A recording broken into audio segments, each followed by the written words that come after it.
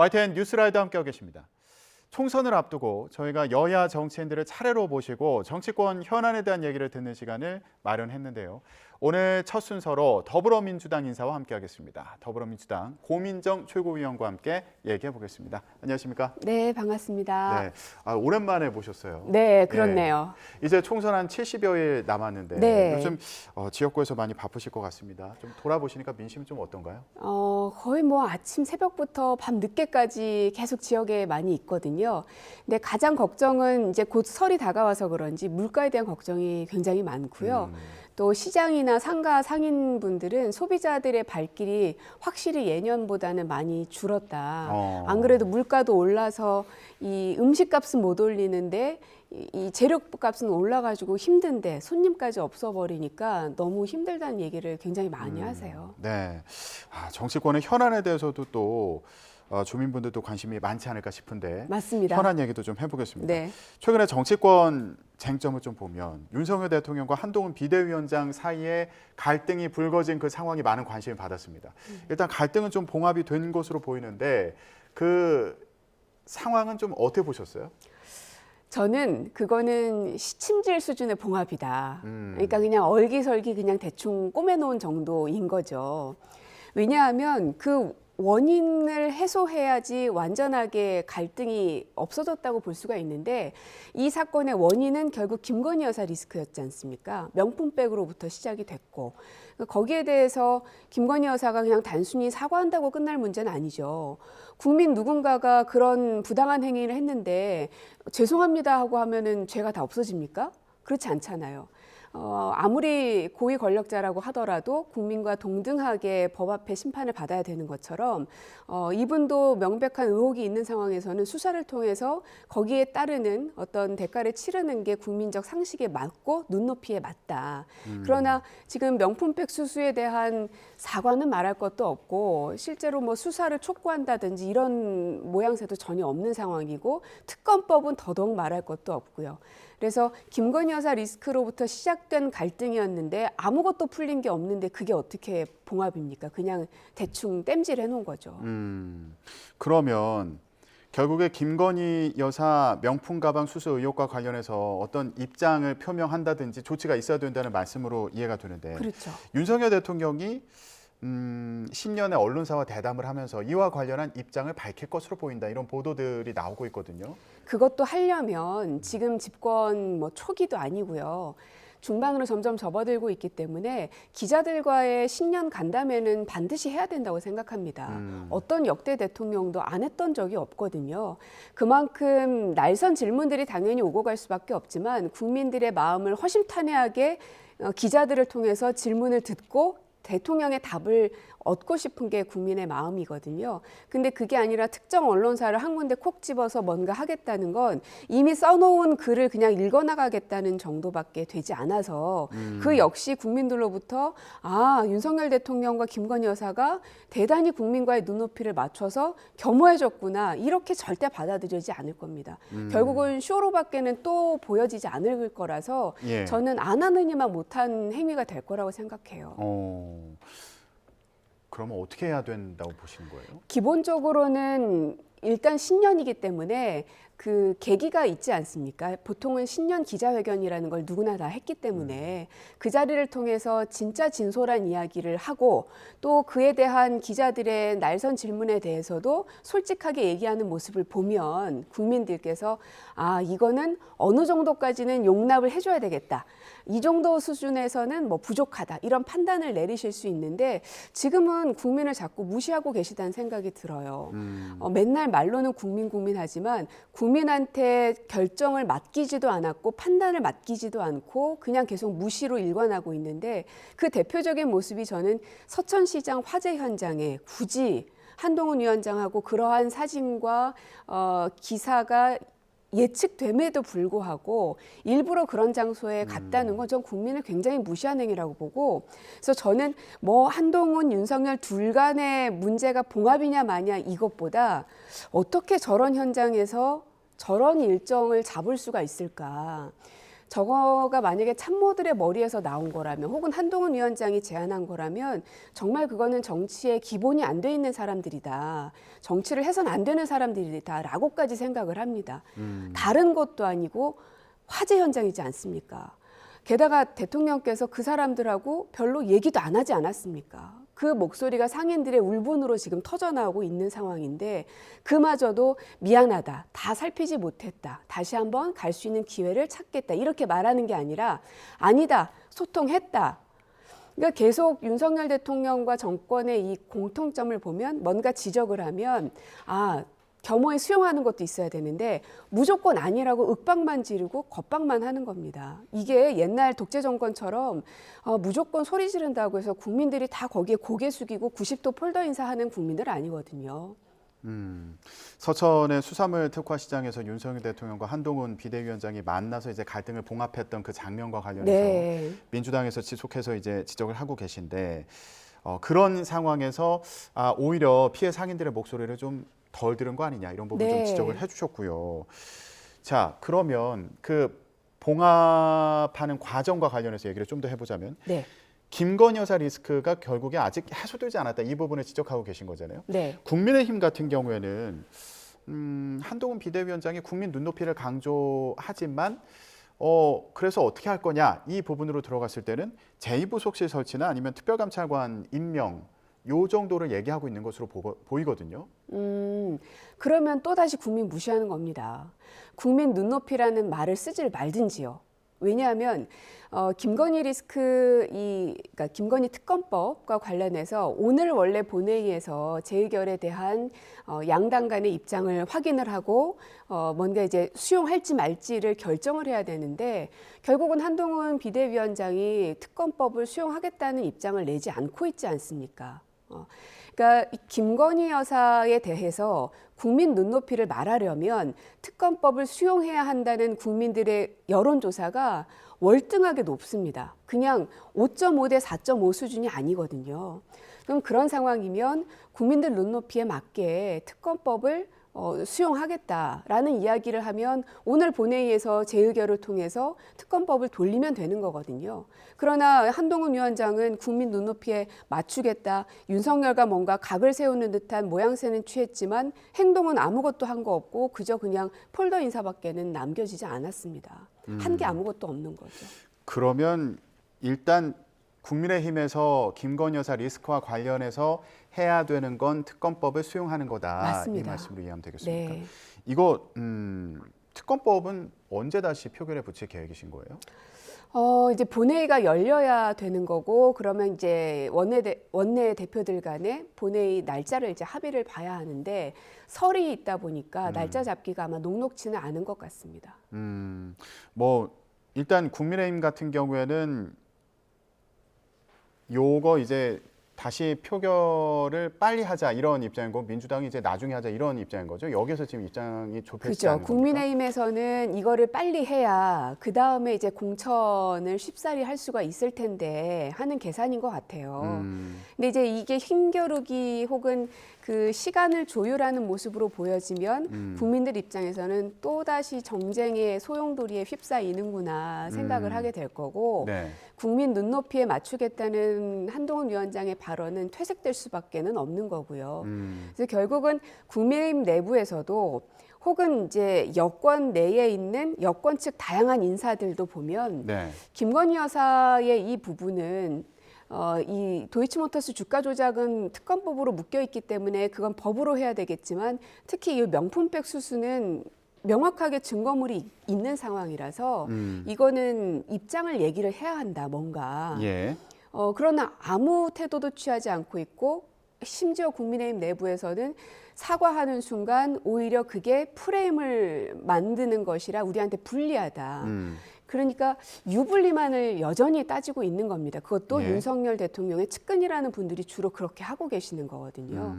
그래서 김건희 여사가 리스크가 되려고 혹은 여당과 정부의 발목을 잡으려고 의도적으로 그런 걸 하지는 않았겠죠. 그러나 결과적으로는 김건희 여사님이 이 정권의 상당한 늪으로 지금 작용이 되는 건 맞는 것 같습니다. 일단 국민의힘 같은 경우에는 오늘 본회의에서 요거 김건희 여사 특검법 다시 표결하자 이렇게 얘기를 하고 있는 상황으로 보이고, 민주당 같은 경우는 이태원 참사 특별법 이거 제2요구권 상황이 어떻게 되는지를 보고서 판단하겠다. 네, 그것도 지금 한파 속에서 그냥 저는 정치가요 너무 복잡하게 생각 안 했으면 좋겠습니다. 한파 속에서 유족들이 본인들의 요구사항들이 많이 깎여나간 법임에도 불구하고 그래도 여야 간의 합의를 봐야 이게 정부 내에서 실제로 조사가 들어갈 수 있으니 우리가 양보할게 해서 이태원 참사 특별법을 그나마 만든 거 아닙니까? 그러면 그거는 여당에서 찬성을 해주셔야죠. 대통령이 빠르게 공포를 해주셔야죠. 안 하는 이유가 도대체 뭡니까? 아니, 그러니까 이게 도대체 국민들을 살리기 위해서 화재 현장에서 울고 있는 국민들, 목숨을 잃은 국민들을 살리기 위해서 대통령이 눈물이라도 흘리고 밤잠을 못 잤다는 얘기라도 좀 듣고 그랬으면 좋겠는 거예요. 근데 그 얘기는 하나도 안 들리고 김건희 여사를 방어하는 일에만 혼신의 힘을 다 기울이는 겁니다. 그러니 국민들의 마음이 어떠냐면 나의 존재가 나의 표로 대통령을 만들었는데 김건희 여사 그 부인만 못하는구나. 부부간의 관계는 그건 개인적인 문제이고요. 대통령은 하나의 기관이지 않습니까? 온 나라를 책임져야 되고. 그러면 국민들 모두를 다 책임을 못 지더라도 그래도 그 대표적인 큰 사건들에 대해선 진짜로 공감하고 슬픔을 받아 안으려는 이 어른다운 모습을 보여야 되는데 오로지 윤석열 대통령 머릿속에는 김건희라는 사람으로만 가득한 것 같습니다. 알겠습니다. 앞으로 이 김건희 여사 리스크와 관련해서 정치권에서 어떤 해법이 제시될지 좀 지켜보도록 하겠습니다. 민주당 얘기를 좀 해볼게요. 네. 어제 민주당에서 로고와 상징을 새롭게 공개를 했습니다. 그런데 이전에 민주당 상징색이 파란색이었잖아요. 네네. 그런데 이번에는 이제 파란색뿐만 아니라 보라색과 초록색도 들어갔어요. 근데 일부에서는 이 파란색이 이니블루라고 해서 문재인 전 대통령 지지자들이 이제 이니블루라고 그런 애칭으로 불렀던 그 파란색이 줄어들고 다른 색깔이 또 이렇게 들어갔다 해서 이거 문재인 전 대통령 색깔을 지우려는 거 아니냐 이런 해석도 있습니다. 아유, 저는 거기에는 동의하지는 않고 그건 과도한 해석이라고 보고요.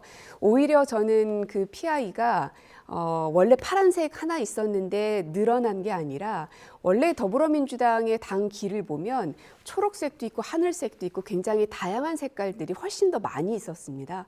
근데 그거를 대폭 축소한 걸로 저는 보여져서 안 그래도 당내의 다양성들이 확보되지 못하고 있다. 그것을 용광로처럼 녹여내지 못하고 있다라는 비판을 받고 있는 상황에 굳이 저렇게 색깔들을 단축해서 할 필요가 있었을까. 그리고 원래 이제 선거를 앞두고는 각 후보들이 다양한 출판물이나 인쇄물 등을 통해서 당 길을 또 로고를 쓸 수밖에 없는데 이렇게 그 급박하게 바꿔버리게 되면 또 현장에서의 그 혼란들도 있고 국민들도 좀 낯설 수도 있거든요. 예.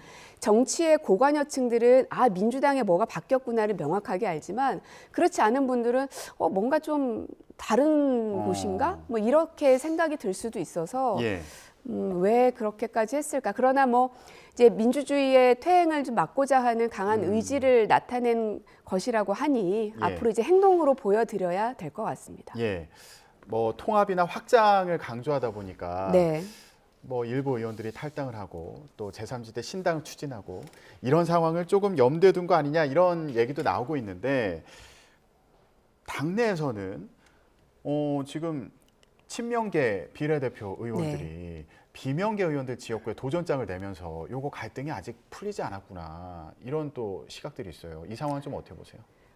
경선은 누구나 자유롭게 할 수 있는 것이어서 친명계로 분류되는 분들이 비명계로 분류되는 곳들에 가서 도전하는 거 전 가능하다고 봅니다. 다만 문제는 뭐냐면 그분들의 일성이나 혹은 출마 선언에 국민의힘 친윤 핵심인 권성동 의원을 무너뜨리기 위해서 제가 나섰습니다. 한 번도 민주당의 깃발을 못 꽂았지만 이번엔 제가 꼭 하겠습니다. 주민 여러분 절 뽑아 주십시오. 이렇게 나와야지 정상적이죠. 그러나 그게 아니라 민주당 당내 인사를 겨냥해서 하는 발언들은 저는 민주당이 이런 적이 있었나 싶을 정도로 굉장히 낯설고 생경합니다. 네, 양현영 의원 같은 경우는 이제 양기대 의원 지역구 출마를 선언하면서 민주당답지 않은 정치인이다 이렇게 지적을 하기도 했고, 비례대표 이수진 의원 같은 경우에는 성남 중원의 윤영찬 의원 지역구잖아요. 여기 도전하면서 민주당의 기본 정체성조차 없는 사람이다 이렇게 또 지적을 해서 이런 부분이 논란이 됐고요. 만약 그분들께서 스스로를 친명 인사라고 생각하신다면 정말 잘못된 행동을 하신 거고 잘못된 발언을 하신 거라고 생각합니다. 왜냐하면 이재명 대표는 공개석상에서도 그렇고 비공개석상에서도 그렇고 수차례 윤석열 정권을 견제하기 위해서 싸우시라, 제발 이 안에서 서로를 향해서 내부 총질은 하지 마시라는 얘기를 제가 한 100번은 들은 것 같습니다. 그런데 그러면 이재명 대표님을 더 생각하시는 분들이라면 그분의 말이 행동으로 옮겨지는 걸 더 많이 보여주셔야 되거든요. 그래서 대표의 메시지를 너무 이렇게 그냥 무시하고 지나가시는 거 아닌가, 저는 되게 무겁게 받아들여 줬으면 좋겠습니다. 네.